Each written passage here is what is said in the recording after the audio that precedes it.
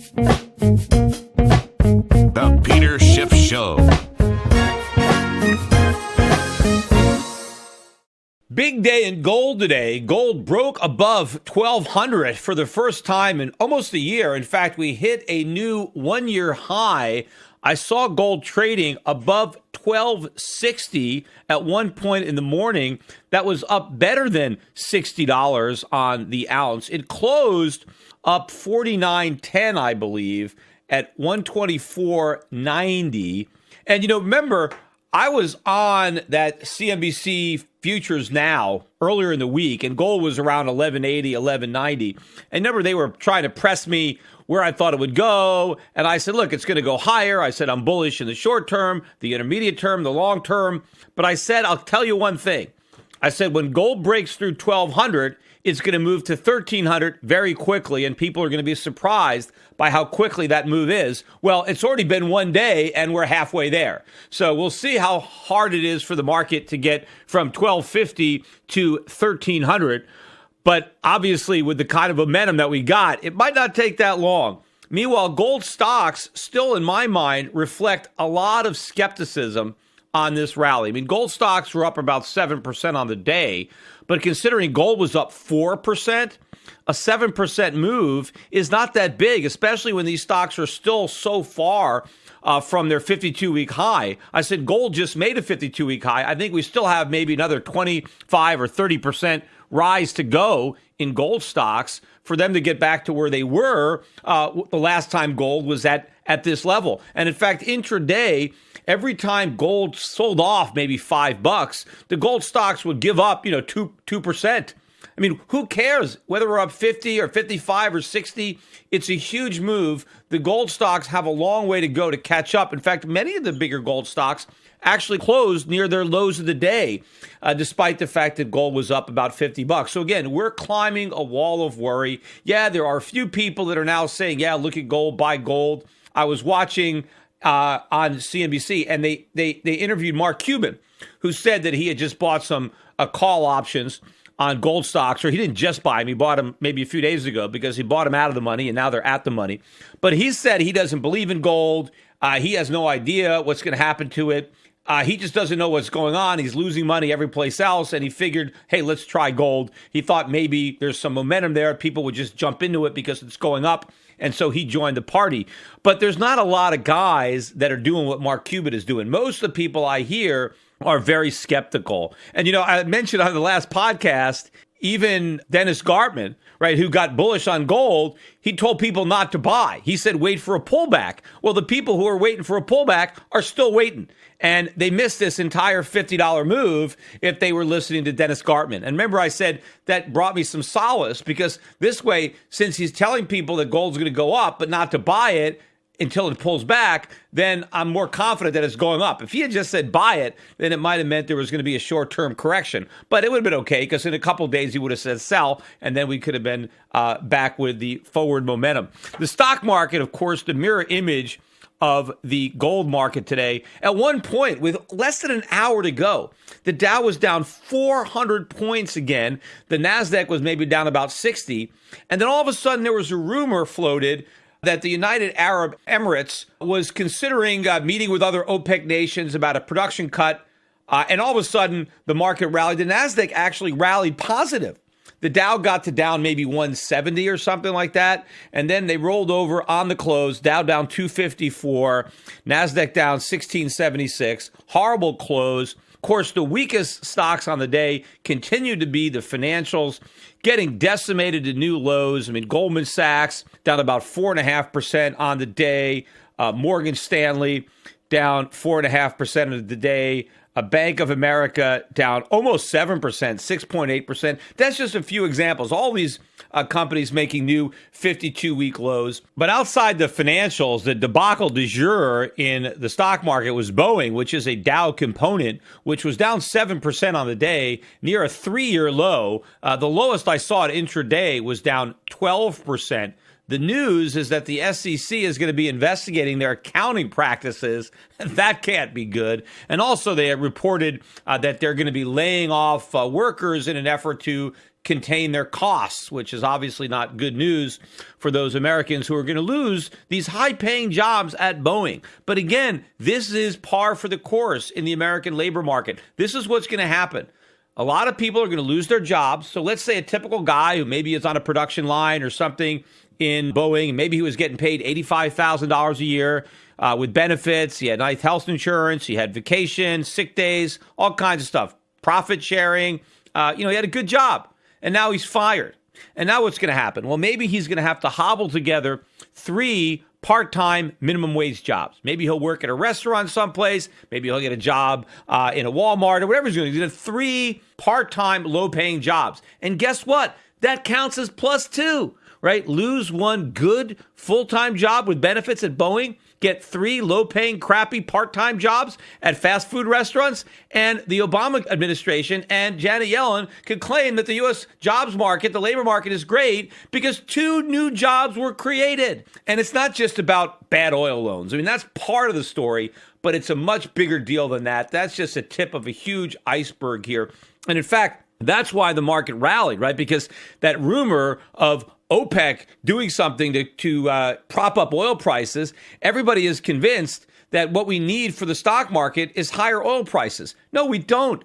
Higher oil prices are not going to help. They'll help oil stocks, but they're not going to help the overall market, even if the overall market bounces, because some guy wrote an algorithm that runs a program that says buy stocks when oil goes up, just because people have noticed the correlation. In fact, Steve Leisman was saying on CNBC this morning, he said, he never would have believed that the market would be so dependent on the oil price, that the two would be tied together. And look, a lot of people are making that mistake of just assuming that it's oil driving the stock market. It's not. Yes, at this point, so many people believe it that in the short run, it may be a self-fulfilling prophecy.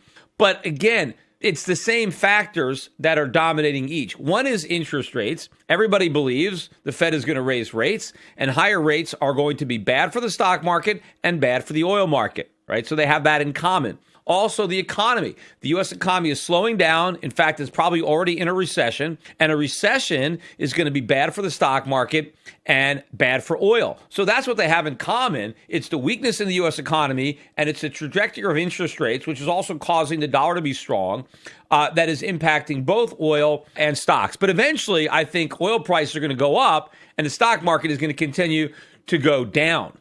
Of course, many people were hopeful that Janet Yellen's second trip up to Capitol Hill, this time talking to the Senate, maybe would save the market. Maybe she would undo some of the damage. Maybe she would give the market what the market was hoping for. But apparently that was not the case. Although Janet Yellen, I think this time in the Q&A, was closer to admitting that negative rates are coming, right? Because she actually said they were considering negative interest rates, and they would consider doing it if the economy needed it, right? If they needed more stimulus. Well, why would they even be considering it if the economy was in such great shape? They don't even think they're going to cut rates to 0 because everybody is talking about negative rates. They're skipping over 0 like it wasn't even there, right? There wasn't any discussion about just reversing the rate hike and going back to 0. All the conversation today in the Senate was about the possibility of negative rates, right? We just go right past 0 to negative. Nobody really talked about QE4. It was all about negative rates. And, you would figure that negative rates would be something the Fed would try after they went back to 0, and that didn't work, right? Or after they did more QE, and that didn't work, right? You figure, because they've never done negative rates yet. So you figure that's the most desperate thing that they're going to do, right? Because they didn't even try that. As reckless as they are, they considered it in 2010, but decided, no, they didn't want to go there. So if Janet Yellen is now seriously considering, she's talking about negative rates, it's because she's thinking about going to 0, and that doesn't work, doing QE4, and that doesn't work either, and now she's got all the way to doing the unthinkable, which is something that she didn't even want to try, and Ben Bernanke didn't even want to try. in 2010 when we were supposedly in a lot worse economic shape than we're in now. So she really lets the cat out of the bag by talking about how she's considering it and thinking about it. She obviously can't be as confident in the economy as she pretends to be, or why waste her time thinking about something that's, such an unlikely possibility in the first place. The other thing I thought was interesting about today's testimony is one of the senators specifically asked her about the stock market and how much it's down. And I think the NASDAQ today at one point was down over 19%. So that's the closest it's come to the official bear market. So we'll probably be there, sometime this week, probably by tomorrow, because every time we have these rallies towards the end of the day and then we sell off at the close, but we close off the lows. I mean, that's all bearish, right? There's no capitulation. Nobody is throwing in the towel. And again, the most ridiculous thing about all the discussions that I'm listening to on television about the market, everybody's scratching their heads and trying to figure out, is this an overreaction to the problems in China, right? Is it an overreaction to what's happening in Europe? Or is it an overreaction to oil prices? Nobody ever stops to consider that the U.S. stock market is going down because there's a problem with the U.S. economy. It's all like our economy is fine. And are we overreacting to the possibility that some of these problems over there could somehow infect our otherwise healthy economy? It doesn't dawn on anybody to think our economy is already sick. It doesn't matter about what disease is ailing the rest of the world. We've got our own sickness. In fact, we're the reason that everybody else is sick. But, Janet Yellen was asked about the stock market, how much it's gone down since she raised rates. And the senator said, do you feel that this decline is somehow related to your rate hike, right? That was the question. And then this is where Janet Yellen channeled Scott Nations, because she basically gave the same answer. She said, well, I don't think so. She said, because when we raised rates the day that we did that, and for the first week or two, the markets were up. So therefore, the decline has nothing to do with our rate hike. That's what she said. Now, first of all, you had another Fed member come out and say, I think it was Dick Fisher, said, oh, yeah, we all expected the market to go down because, we front-loaded growth with all our QE and cheap money. And so we knew that if we raised rates, the market would come down. So you have somebody at the Fed saying, oh, yeah, we expected the market to come down because we front-loaded it all. We artificially stimulated it with cheap money. And so we knew that when we raised rates, the market would go down. And now you have Janet Yellen saying, oh, no, raising rates had absolutely nothing to do with the market going down, right? Because, hey, for 2 weeks, it didn't fall. Yes, and then it collapsed. We've had the biggest decline to start a year in the history of the stock market. And again, Janet Yellen and Scott Nations somehow think that massive collapse and the fact that she raised rates 2 weeks earlier after having left them at zero for 7 years, that those two events have absolutely nothing to do with each other.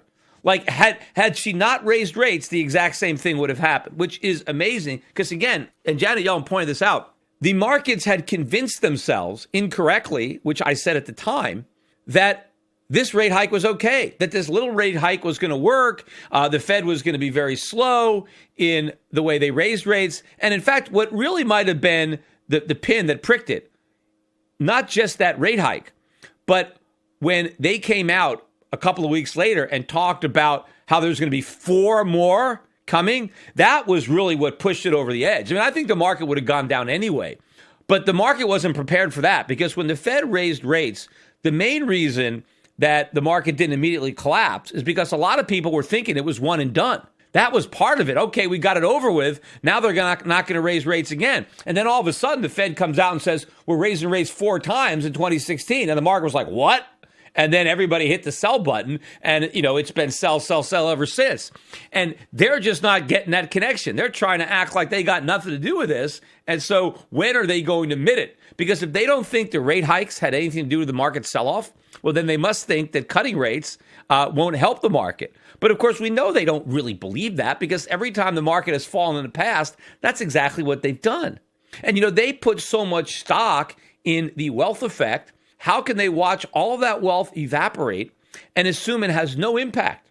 And again, these guys are all talking about how the U.S. economy is in great shape and there's no recession. If we had 0.7% GDP growth in the fourth quarter, which is going to be revised down, by the way, But if we had 0.7% growth in the fourth quarter, and that was before the market crashed, now we have a market crash, right? And, this quarter is barely over, right? What is it, halfway over? Who knows what it's going to be like by the time we finish up with March? By the way, this is the best quarter for gold in 30 years. 30 years. I mean, you don't think there's only kind of coincidence going on here that gold has that best rally in 30 years? The Japanese yen in the last 2 weeks, this is the biggest drop the dollar's had against the yen since the long-term capital management crisis in 1998. I mean, this is a huge decline in dollar yen. That's telling you something. Everybody is assuming, oh, no, all this stuff has happened in this quarter and we're nowhere near a recession. Yeah, the Fed thinks we're so far away from a recession that they're spending their time trying to figure out whether or not they have the legal authority to do negative interest rates. If they're already that far down the ladder of we've already gone past cutting rates to zero, and of course, before they even get to that, before they cut rates to zero, the Fed has another card they can play in their easing, deck. All they have to do is say, we've put rate hikes on hold, right? They don't even have to look. That's the first step in the easing. Just dial back the expectations, which she hasn't even done officially. All she said is, oh, we keep monitoring the data, but then no matter what the data is, the Fed still says everything is great. So they monitor the data. The data is awful, but the Fed is like, well, everything is fantastic. We're not worried about that data. So there's still a lot of steps that the Fed could take to ease, dial back the expectations. We're not just take March off the table officially. We're not going in March. Take it off the table. Take June off the table. Just pretend you're going to do it in September. There's all sorts of things they can do. And if that doesn't work, then they can lower rates to zero. I mean, going negative is so far down the chain. Yet that's what they're talking about because they're already there because they know that we're going to get there, which doesn't jive with their otherwise rosy scenario of what they believe is going on. Well, I got a little press today, some of it good, some of it bad, but I guess, all press is good press, right? As long as they spell your name right. But so this guy wrote an article that appeared in Market Watch, this guy named Howard Gold, and it's an opinion piece. And basically, I put it up on my Facebook page. There's a big sign on there, red sign, wrong way. It's the 5 worst investment calls of the century, right? Which is, I guess, 16 years old. The worst calls in the century. And I made the list. And what was the call that landed me on the list? It was my prediction of $5,000 gold. Now, first of all, I didn't put a specific date. I've always said that I think gold's going to 5,000. The closest anybody ever pinned me down was a few years ago. CNBC asked me, when is it going to get to 5,000? I said, I think it'll be there in a few years. That was it. Now you could say a few is 3, so I guess it's not at 5,000. So technically, yeah, I guess I got that one wrong, right? But, if it's at 5,000 in 4 years, am I wrong? Oh, pretty close. Right? I mean, it's still pretty close. Even if it got to 5,000 in 5 or 6 years, I don't think my prediction would be that bad. It's a little premature for this guy, Howard Gold, to say that's the worst prediction of the century. And in fact, he goes on in the article itself and basically says gold will never be at $5,000 an ounce. Ever. He basically said it'll be there when Santa Claus and the Tooth Fairy are having brunch on Mars, right? So that is probably the worst call of the century because it will be there. It may not be there in a few years from when I first said it, but it's going to be there, and it may be there a few years from now. But here's the interesting part about this guy's article. 2 of the other worst investment calls of the century were Alan Greenspan and Ben Bernanke. Alan Greenspan made the list for saying there wasn't a housing bubble. So that was the worst call of the century, saying there wasn't a housing bubble. Well, first of all, everybody said that. Almost nobody said there was a housing bubble. So I don't know why you want to single out Alan Greenspan, because just about everybody said there was no bubble. I was one of the guys that said there was. And in fact, I wrote all sorts of articles critical of Alan Greenspan's denial that there was a housing bubble. I wrote articles like, Alan Greenspan says there's no housing bubble. What, is he blind? And I would compare him to Mr. Magoo. And I say, of course there's a housing bubble. I wrote all these articles on the internet, describing why there was a housing bubble, the factors that were causing it, what was going to happen when it popped.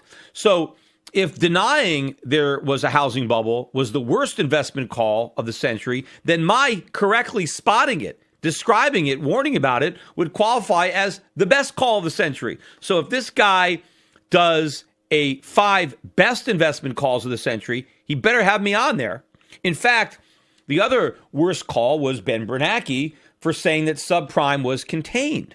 Well, the minute he said that, I was on TV, I was on the internet saying he's wrong. It's not contained. I mean, it's contained to the planet Earth, but that's about it. I said it wasn't even about the problem spilling over from subprime to prime. I said the entire mortgage industry was infected. Everybody had the problem. I just said that subprime was the weakest link, right? They were showing the symptoms first, but the rest of the mortgage industry had the disease. We would just have to wait longer for the symptoms to surface. So again, if Ben Bernanke's assurance that subprime was contained was the worst investment call of the century, then my call that it wasn't contained, that it was the entire market, well, that would mean that I got another one of the best investment calls of the century. So if he writes another one, he better give me 2 out of 5. In fact, if gold does go to $5,000 in the next several years, I would still say that that was also one of the top calls, even if it took a little longer, so we can put that in there. In fact, if this guy actually researched all the things that I've been saying, including a lot of the stuff that's happened right now. I mean, that's kind of funny because look at all of the predictions that I've made in the last year that are now coming true. Yet the articles that are coming out are about the calls I got wrong. Where are all the articles about the stuff that I got right? Why does nobody want to write an article about what Peter Schiff got right? In fact, if you look at a lot of the comments on this article and this other one I'm going to get to, most people say, oh, yeah, Schiff got everything wrong. He's never got anything right. He's been wrong on everything his entire life. I mean, Schiff is, completely wrong. I mean, do people have any idea? I mean, all these people are criticizing me. Did they even bother to go back and research the things that I've said and the things that I've written? Have I gotten every single thing 100% right? Of course not. Nobody does. Did I time everything perfectly? No, nobody could do that. Perfection is not the way you measure whether somebody's accurate or inaccurate. You have to look at all the things they've said over time and the reasons that they said and what happened and why they said it would happen and say, okay, on balance, did Peter Schiff did a good job? Did he understand what was going on? And did he make accurate forecasts? Because I believe that even with the things I got wrong from a timing perspective, that you can't even find anybody over the last 10 years or 15 years that has publicly made more forecasts about more things that have come true than me. Have some of the things that I said not happened? Yes. And many of those things just haven't happened yet. But if you look at what everybody else says, look at how much stuff everybody else gets wrong, it is amazing how inaccurate just about everybody else is that is making forecasts in the investment industry or in economics. In fact, that's the old joke about, why did God invent economists, right? To make weathermen look good. Right. So these guys are really bad, and I'm doing a damn good job, and I just don't get very much recognition in the media. But now this other article that came out in Market Watch, this was written by a reporter who did call me, and so he used some quotes from me. And this one isn't bad, right? It's a little bit more balanced, although he titles it, "The Stock Market Rout is Making Peter Schiff Giddy," and used a photo that I think is very unflattering. I hate this photo. A lot of people use this photo, and maybe it's because I don't look too good in it, so they want to use that photo. There's plenty of photos of me on the internet where I think I look all right, but this particular one, I just don't like the expression on my face. I got a lot of extra weight on my chin, or my neck, but they use this one. But the article itself is a little balanced. I mean, it gives me some credit, but he still, makes fun of me for certain things. But again, you go and you read the comments, it's the same old thing. Oh, Peter Schiff, in fact, they criticize him for not being more critical of me. Like if somebody writes an article that's balanced about me, then they get attacked for, not taking me to task, being a Peter Schiff promoter or shilling for Peter Schiff, right? You can't win with these things. But I put both of those articles up on my Facebook page if you hadn't seen them. And if you want to, you can always join the comments. There's very, very interesting, discussions going on. And whenever somebody writes an article about me, I guess it's good if they get a lot of internet traffic, they get a lot of comments, because then they want to keep my name out there. They want to write more. But of course, where my name doesn't really get mentioned, on CNBC or on Fox Business, they're constantly talking about the markets. They're talking about what's going on. I always hear them throwing out names, of other people who have said things. They never mention me. It's never they say. 'Cause even you'd think, I'm sure with gold up $60. I mean, even I saw that host that was interviewing me on that Futures Now that was giving me a bunch of shit, and how much is gold going to go up? But I talked about how fast it would go up when it went through 1,200, and she's reporting that gold's going up $60 today. She's thinking about me. She's got to be thinking, God, Peter Schiff. But she's not going to mention me in any kind of positive way. In fact, I'm sure there are a lot of people out there when the price of gold is going up like that. They're thinking about me, but the last thing they want to do is actually mention my name. So they'll talk about some other people because they don't want to call attention to anything that I get right, because their main agenda is to pretend that I get everything wrong. Attention listeners, I have an urgent message for you. We're in the middle of a war. The global conflict is destroying the lives of millions without a single bomb being dropped. It's called the International Currency War, and your bank account has been drafted to fight. The victims in this conflict are our currencies: the dollar, the euro, the yen, the pound. They are all heading to zero as irresponsible central banks compete to see who can print the most the fastest. But there's one form of money politicians and central banks can't destroy: gold. Today, it's more important than ever to understand the value of gold in your portfolio and to keep a close eye on major market developments. Subscribe to my monthly video cast and you'll be the first to hear my latest analysis on gold investing and the currency wars. Visit goldvideocast.com right now to subscribe for free. I call the dot-com bust, then the housing bust, and I advise clients to diversify into foreign equities and hard assets while the rest of Wall Street laughed at me. Now I want to keep you up to date on the next crisis that is brewing. My Gold Videocast also includes personal interviews I've conducted with other contrarian investors like Jim Rickards and Axel Merck. Gold has gone up 256% since 2003, but it has a lot further to go. Don't miss the rally. You can prosper during this time of currency wars, but only if you stay educated. Get a free subscription to my Gold Videocast at goldvideocast.com. That's goldvideocast.com. There's so much factually incorrect information and underreporting by legacy media today. Shouldn't there be truth in media? Well, there is. Truth in Media. Recently, a novel thought is now a reality with truthinmedia.com. Led by award-winning journalist Ben Swan, truthinmedia.com is the source for uninfluenced, reliable, fearless news, where journalists pursue real questions, not conspiracies. Make truthinmedia.com your default browser's homepage today and get breaking news and commentary that speaks the truth to power. It's also where you can tune into the Peter Schiff Show every week. Visit truthinmedia.com today. That's truthinmedia.com.